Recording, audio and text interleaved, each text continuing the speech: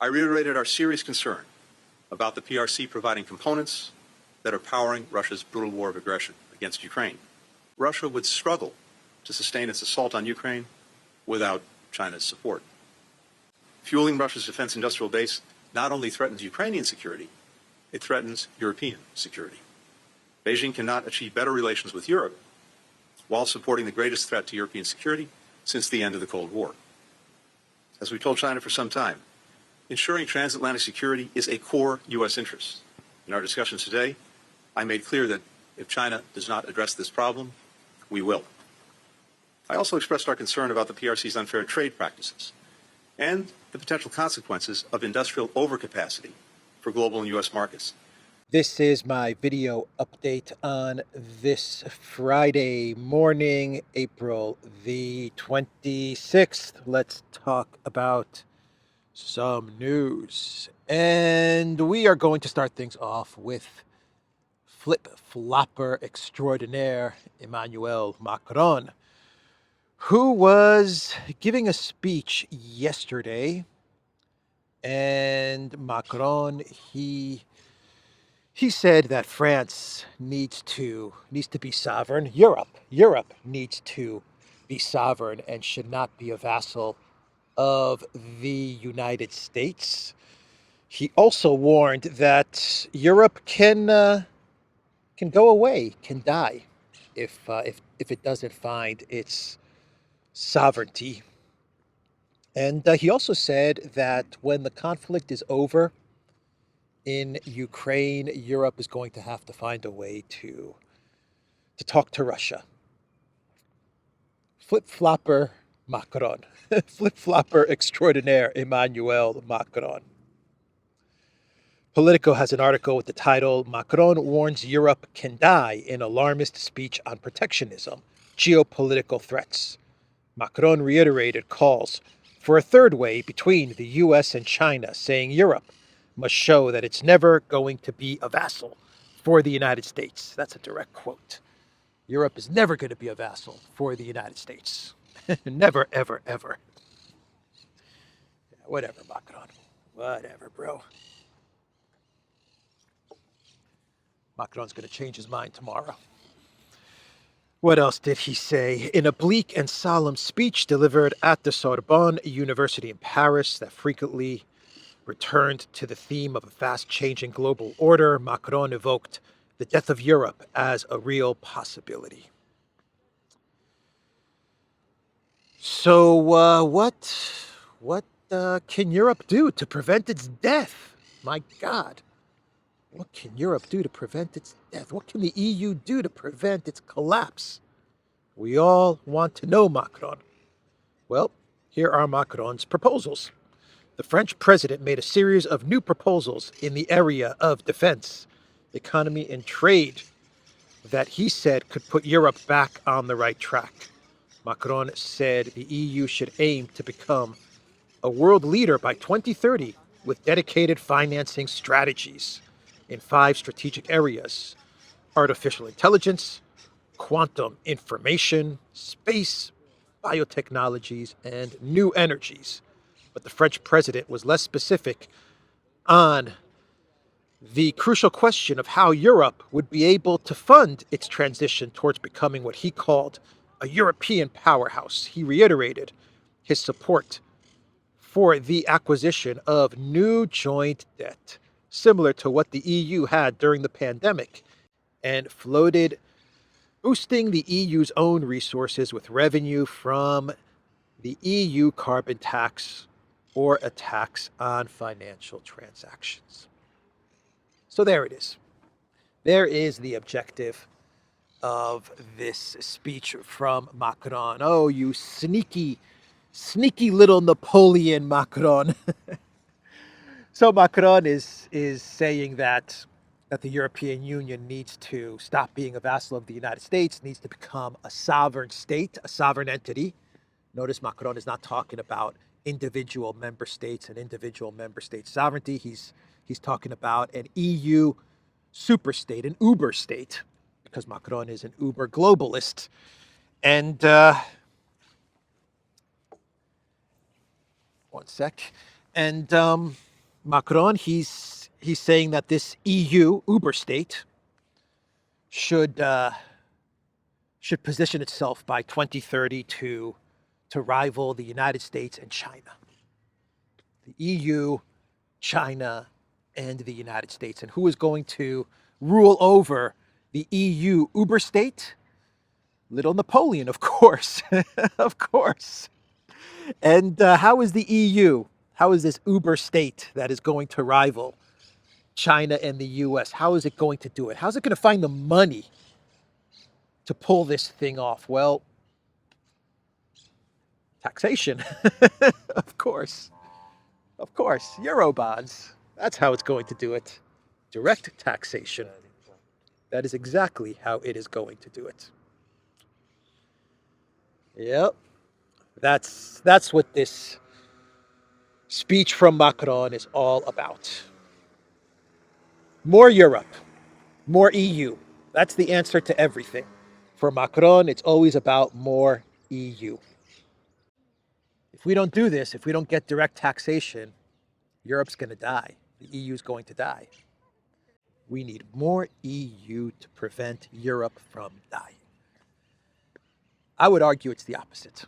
If Europe wants to thrive, the continent of Europe, it needs less EU, much less EU. So that is flip-flopper Macron and Orban. Orban, he's talking about a different death that he sees in the near future. He is talking about the death of the neoliberal, neocon world order. The liberal order must be destroyed. The values system dominating the West has brought chaos, the Hungarian prime minister believes. So Orban was addressing the Conservative Political Action Conference, CPAC, in Hungary, and he criticized, get this, he criticized the existing world order based on progressive liberal hegemony, saying it has spawned numerous figureheads who are not fit to be leaders, with even beauty pageants knowing more about peace than they do. It has spawned. I like that language. It's spawned. Oh man, leaders, figureheads. It spawned figureheads, not fit to be leaders. Well said, Orban. He accused liberal politicians of building hegemonic ideological control to which everyone must submit instead of actual governing, while turning state bodies into tools of oppression.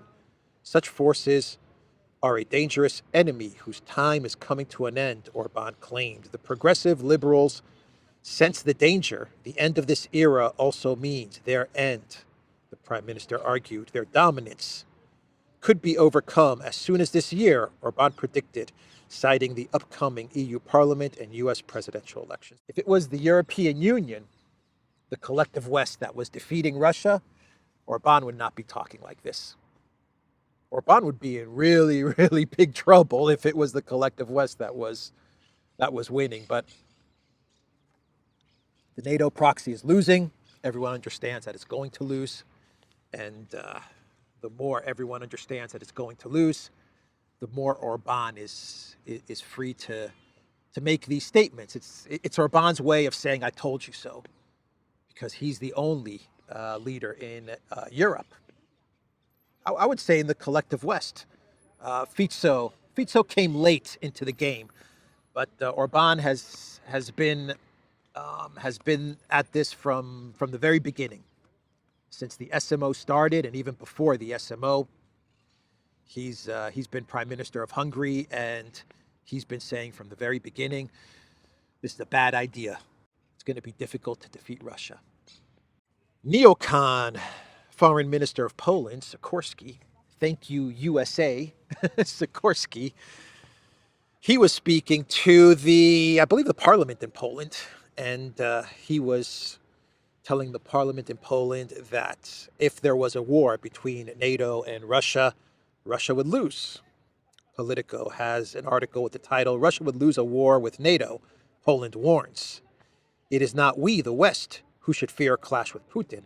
but the other way around, Foreign Minister Radoslav Sikorski said.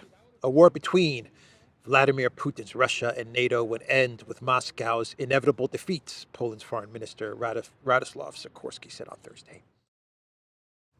The goal of Europe in order to rescue Project Ukraine, their goal is to find a way to drag the U.S. into the conflict. That's Europe's plan to keep Project Ukraine going. How do we drag the U.S. into this war? And the French Macron plan was, let's send troops into Odessa. They'll get annihilated by the Russian military, and then we can run to the U.S. and beg the U.S. to save us. And actually, the U.K. also got on board with this plan from France. David Cameron was all on board with this plan. Of course, Macron is also saying that Europe needs to stop being a vassal of the U.S. But I mean, we know that whole language would change the minute French troops got smashed by the Russian military. We know that France would be begging the U.S. to come to its rescue. But that's the way that Europe is going to try to keep Project Ukraine going, trying to figure out schemes to bait the United States into committing to Ukraine. And when I mean committing, I mean like boots on the ground committing. That's why you get statements like this from Sikorski. Sikorski knows that a Europe without the U.S. would get smashed by Russia.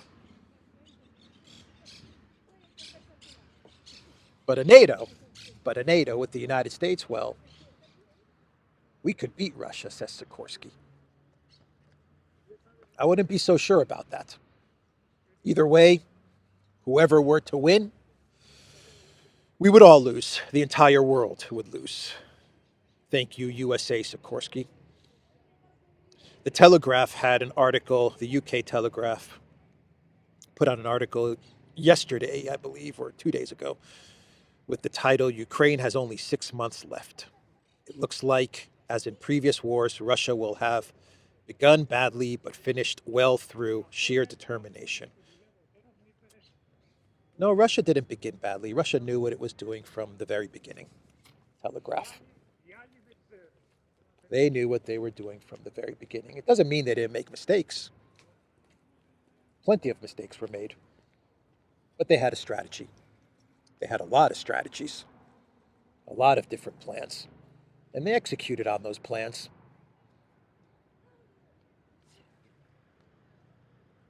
But 6 months is what the Telegraph is giving Ukraine, unless they can find a way to get the U.S. boots on the ground. They're saying 6 months for Zelensky.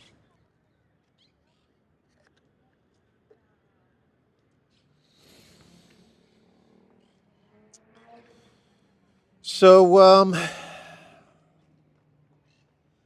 Lithuania is going to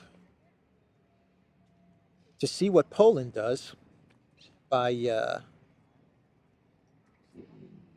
sending Ukrainian men back to Ukraine, and Lithuania may copy Poland and also send Ukraine men in Lithuania back to Ukraine, so they can get sent to the front lines.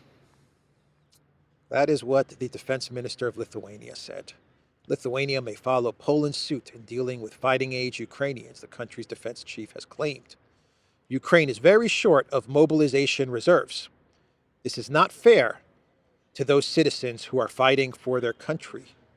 Kasklunas, the defense minister of Lithuania, argued, echoing the words of his Polish counterpart, who had claimed that Ukrainian soldiers have justified grievances against their peers who have scattered around the world. That's right. Ukrainians living in Europe. It's not fair for you to be living in Europe. You need to go back to Ukraine and be annihilated by the Russian military. on our behalf. On our behalf as Europe. As Europe engaging in this proxy war against Russia, which we are losing and losing very bad. You need to be sent back to Ukraine in order to be sent to the front lines.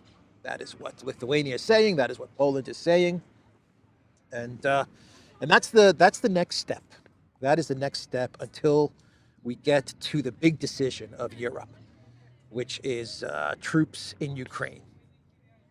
Before we get to European boots on the ground in Ukraine, we're going to have to go through this process of trying to send Ukrainians in Europe back to Ukraine and towards the front lines. So Lithuania is going to wait and see what Poland does, and if Poland starts to send Ukrainians back to Ukraine, then Lithuania is going to follow suit. EU values. EU values. Ukrainians, they trusted Europe. They trusted the EU, and the EU will betray you. That's the one certainty. The EU will absolutely betray you. And Arestovich, he gave an interview the other day, and he threw out the idea that perhaps the Ukrainians in Europe can find a way to go to Russia and get passport or protection in Russia. But I don't think so.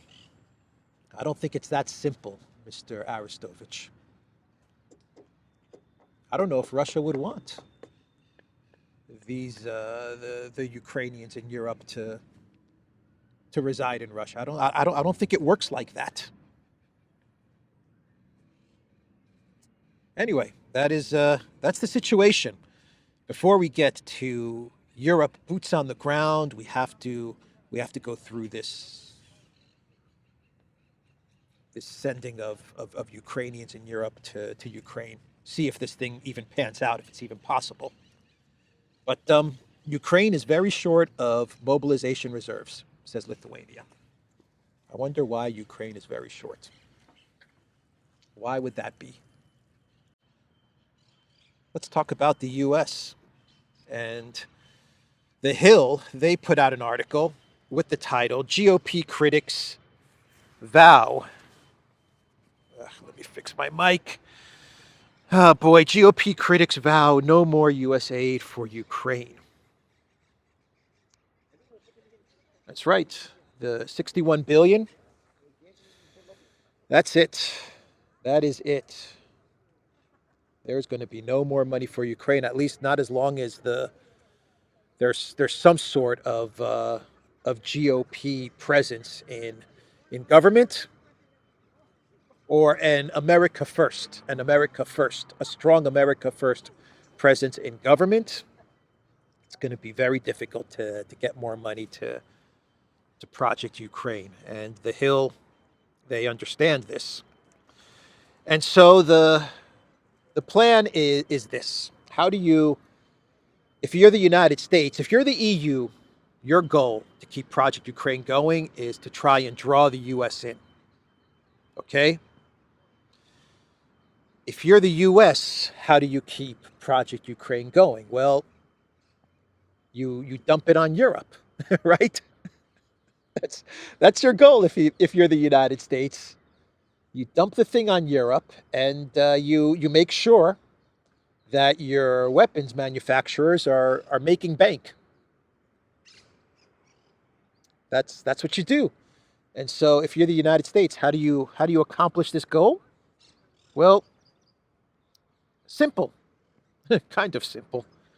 You get the EU to steal the 200 billion or 300 billion, however much money is in Europe, in the EU and in Euroclear.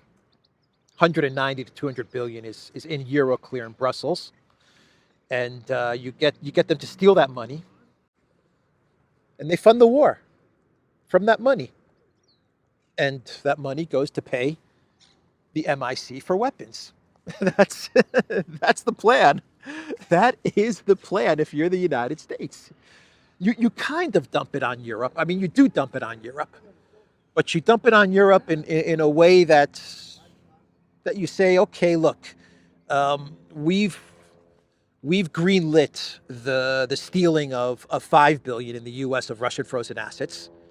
So, we're moving forward with stealing Russian frozen assets, even though it's a small amount, 5 billion. It's going to do damage to the U.S. financial system and the U.S. dollar, no doubt about it. But that's a small amount. But that's your signal to Europe that it's time for the EU to steal the 200 billion. We've taken the 5 billion. You guys now have to pitch in and steal the 200 billion. And then from that 200 billion, you can fund the war. And don't bother us for 5 or 10 years. Just talk to the weapons manufacturers. Just talk to our weapons manufacturers and keep the conflict in Ukraine going. Keep the proxy war going. That's the U.S. plan. Bloomberg has an article with the title, Russia Asset Seizure Law Spurs Yellen Praise Dollar Angst. Lawmakers argue over the effect on the dollar, U.S. Treasury market. Congress passed new seizure powers as part of Ukraine aid bill. So Yellen was really happy about the 5 billion that's going to be stolen. It is necessary and urgent for our international coalition to unlock the value of immobilized Russian sovereign assets, Treasury Secretary Janet Yellen said in a statement. Congress took an important step in that effort with the passage of the Repo Act, and I will continue intensive discussions with the G7 partners in the weeks ahead on a collective path forward. Janet Yellen's going to put pressure on EU partners to steal the 200 billion.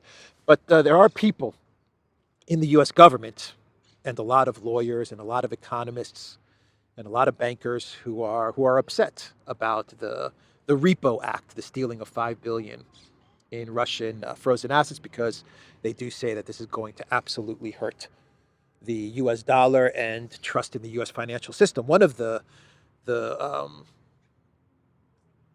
lawmakers who is sounding the alarm is, of course, J.D. Vance. And J.D. Vance, he is saying that this is a bad idea, a very bad idea. Similar angst comes from a number of U.S. Republicans who claim the step would undermine demand for treasuries and, more broadly, the role of the dollar in the global financial system.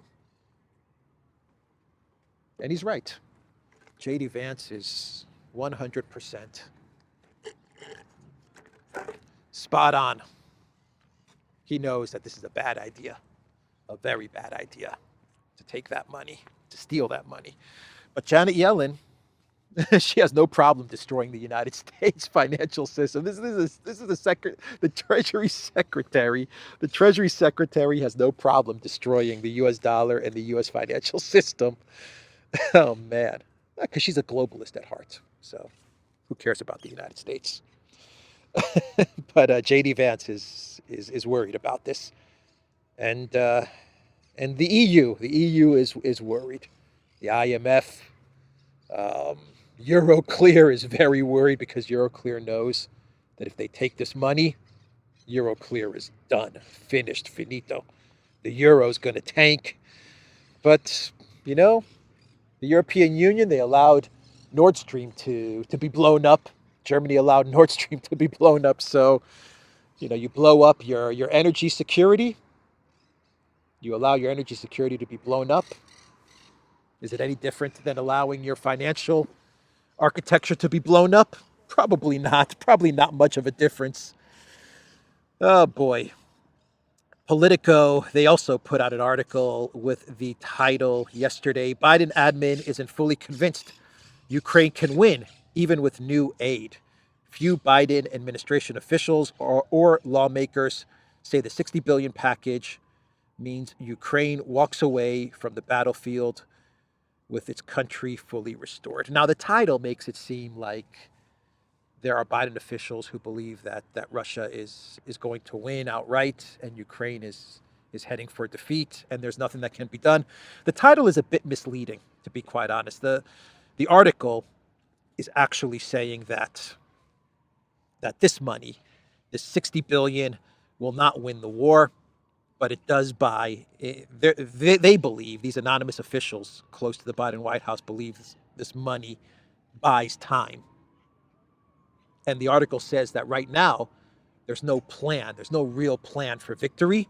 So they need that time. They need to buy time in order to sit down with the Zelensky regime and sit down with the Zelensky regime like the Zelensky regime is deciding anything. But they need time to develop a real plan, a strategy for victory. And that's what this 60 billion does. And one of the pieces of a possible plan, a possible strategy to victory, these officials believe are ATACMS, the long-range missiles. These officials told Politico that the ATACMS could be an important part to some sort of a strategy towards defeating Russia. But this article says that these officials believe that this could be a long war, or at least they're hoping that this is going to be a long war, and eventually Ukraine will get some momentum, and they'll be able to either capture all the territory that Russia holds, including Crimea, or to capture some of the territory that Russia holds in order to force Putin into some sort of negotiation. This is what they're kicking around, but they don't have anything. The article is very clear. They don't have anything concrete to call a real strategy, to go off of, to call a real strategy. But the one thing that they believe is going to start to make a difference, a wonder weapon, if you want to call it that, are the ATACMS. They believe the ATACMS will be able to start this momentum shift over the long term for Ukraine. The immediate goal is to stop Ukrainian losses and help Ukraine regain momentum and turn the tide on the battlefield. After that, the goal is to help Ukraine begin to regain its territory, said one of the officials. Will they have what they need to win? Ultimately, yes, but it's not a guarantee that they will. Military operations are much more complicated than that. You see the confusion in this statement? They're confused. Even these officials are not, they don't really know how they're going to pull this off. They just need time. They need time to figure it out. Will they have what they need to win? Ultimately, yes. Yeah, we have what we need to win. Ultimately, yes. And then right after that, this official says, but it's not a guarantee that they will. Yeah, we're going to win. We have everything we need to win, but it's not a guarantee that we will. Oh boy. So the ATACMS are the wonder weapon. The 60 billion buys them time. They need to formulate a strategy. They want to get the EU to steal the 300 billion and start funding the war and start paying for those ATACMS, and hopefully the ATACMS will begin this momentum shift in Ukraine's favor. And that's what the New York Times actually reported yesterday. Ukraine could use new weapon to hit Russian targets in Crimea, Pentagon says. The goal for a recent delivery of ATACMS, a coveted long-range missile system, is to put more pressure on Russian forces in eastern parts of occupied Ukraine. So they believe the ATACMS are the beginning of a shift in the conflict in Ukraine. That's what they're hoping for. That is what they hope for. Hope strategy. The goal for the new longer range system is to put more pressure on Crimea, a hub of Russian air and ground forces, where right now Russia has had relatively safe haven, a senior defense official told reporters during a news briefing at the Pentagon on Thursday. One of the things we've been able to see is that when Ukraine is supplied, they've been able to be effective. General Charles Q. Brown Jr., the chairman of the Joint Chiefs of Staff, said in a moderated conversation at the Georgetown University Institute of Politics and Private Service on Thursday. Right. Right. Whenever Ukraine has had equipment, according to this guy, they've been successful. Whenever they've had the right equipment, they've been successful. Like the Ghost of Kiev or Snake Island or the Great Kherson counteroffensive or the Zaporozhye Avenger. People are living in fantasy land, I'm telling you. But you know, they're talking about attacking Crimea. Once upon a time, the Biden White House would say we're not a party to this war, and we are against long-range missiles hitting Russian territory. Now they're openly talking about hitting Crimea and sending long-range missiles into Crimea in order to destroy Crimea, to destroy targets in Crimea. They're open about it. This is going to have a lot of serious blowback to the United States is going to come from these types of actions. I don't know how or in what form, or even if Russia's going to be part of this blowback, but a lot of bad things are gonna come to the U.S. because of this, of the sending of long-range missiles and sending those long-range missiles into Crimea. This is not going to end well for the United States, unfortunately, but no reverse gear. Politico also put out an article. Politico was really busy yesterday, talking about how the U.S. is preparing to announce a $6 billion package in weapons contracts for Ukraine. The package could be finalized and announced as soon as Friday and will include Patriot systems. So yeah, this package is about Patriots, and it talks about HIMARS and Patriots and all of the big ticket items, right? The big ticket items.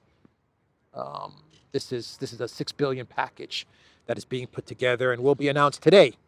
But here's the caveat to all of this, and this is what I've been saying now for a week. I've been saying this for a week. The caveat is that they don't have these weapons. They don't have these weapons. The $6 billion is going to go to new contracts, which will take years for the MIC to fulfill. The equipment, which also includes ammunition for high mobility artillery rocket systems and national advanced surface-to-air missile systems, likely won't arrive in Ukraine for several years as the money is being allocated under the Ukraine Security Assistance Initiative. Under USAI, the Pentagon issues contracts to American defense firms to build new equipment for Ukraine as opposed to drawing from current U.S. stocks. That's right. They don't have these weapons. And so the money is going to go into future contracts fulfillment with the MIC, which is going to take years to get to Ukraine. And if it doesn't get to Ukraine, no problem. They'll find other places to send these weapons, to ship these weapons off to. Believe me, they will find ways to use these weapons. They'll create another proxy war, maybe Taiwan, who knows. But $6 billion in contracts straight off to the MIC. The Kiev Independent, they read an article saying that Ukraine is in talks to set up a joint production of Patriot systems, according to the Ukraine ambassador in the United States. Right. She's talking about manufacturing components of Patriot systems in Ukraine, which is nonsense because Russia would destroy whatever factories are manufacturing weapons in Ukraine. That's a given. We all understand that. But once again, if you're the MIC, who cares? If you're the MIC, it's all good. Yeah, let's sign a $5 billion contract to create weapons in Ukraine. Absolutely. Let's sign it. All is good. We're going to start manufacturing Patriot systems in Ukraine. And if something happens, if this is not possible, no problem. We've got the 5 billion. We'll manufacture the Patriots elsewhere, right? The MIC is going to get their money no matter what. So yeah, that's a given. Oh man. So Peskov, he commented on the Kremlin spokesman on all of this ATACMS hoopla, and he said, as soon as they start to discuss something particular in detail, it means the delivery is being made. We will get what we want. But this, the weapons, in reference to the ATACMS, will result in more problems for Ukraine, he predicted. So all of this talk about sending ATACMS to Ukraine, manufacturing ATACMS, secretly sending ATACMS to Ukraine, all of this ATACMS wonder weapon talk for Peskov, it's just okay. We knew you guys were going to send the ATACMS. The minute you mentioned ATACMS 6 months ago or a year ago, we knew that eventually those ATACMS would be delivered to Ukraine. And it's unfortunate for Ukraine because remember what Lavrov said. The longer range missiles that enter Ukraine and are being used, the further the Russian military is going to have to go. So ATACMS, what is it? ATACMS 300, is it 300 kilometers or 300 miles? I don't know, but another 300 kilometers is how far Russia's going to have to push now. Taurus missiles, the same thing. Whatever the range of Taurus missiles is what Russia's going to have to push. That's why Peskov says it's going to be unfortunate for Ukraine. Russia is going to get what it wants. Russia is going to complete its objectives. Anyway, let's do a clown world and wrap this video up. And in this clown world, we go back to Politico. My God, Politico. And they ran an article with the title, "Who Could Take on von der Leyen for Commission President?" Brussels is rife with speculation on who might be chosen as the EU executive's next chief. So Macron, he is not happy with von der Leyen. He wants someone else to head up the EU Commission. And so now there is actual talk, and because von der Leyen's embroiled in a whole bunch of scandals, there is some talk about possible replacements for von der Leyen. And so Politico, they came out with an article which mentions some of the possible replacements. Mario Draghi, of course. Mario Draghi, he's always mentioned as a replacement for whatever position, whatever opening exists in the European Union. Just call on Draghi. He can fill the position. Roberta Metsola, Christine Lagarde, Klaus Ioannis, Andrej Plenković, Thierry Breton. So they name all these people who they believe could replace von der Leyen. Macron wants von der Leyen gone because Macron wants to be the emperor of Europe, right? So Macron would like to lessen Germany's control of various positions in the EU. He doesn't want a strong Germany. He wants France, and he wants Macron to rule over the European Union. Anyway, the funny part about this Politico article is that they mention all of these replacements for von der Leyen, and they actually give a score to all of these replacements. How are their chances of replacing von der Leyen? And the score out of 5 is not like a 3 stars or 2-star chance of them replacing von der Leyen.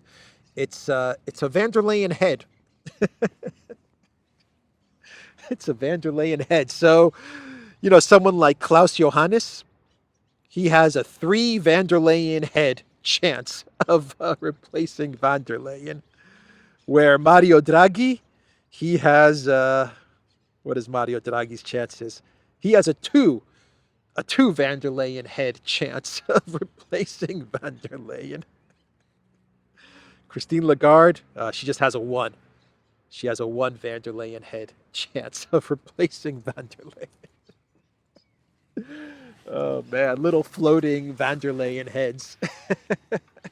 Anyway, that's the video, everybody. The Duran.locals.com. We are on Rumble, Odyssey, BitChute, Telegram, Rockfin, and Twitter X. And go to the Duran shop and pick up some Europe Day meme shirts. The link is in the description box down below. Take care.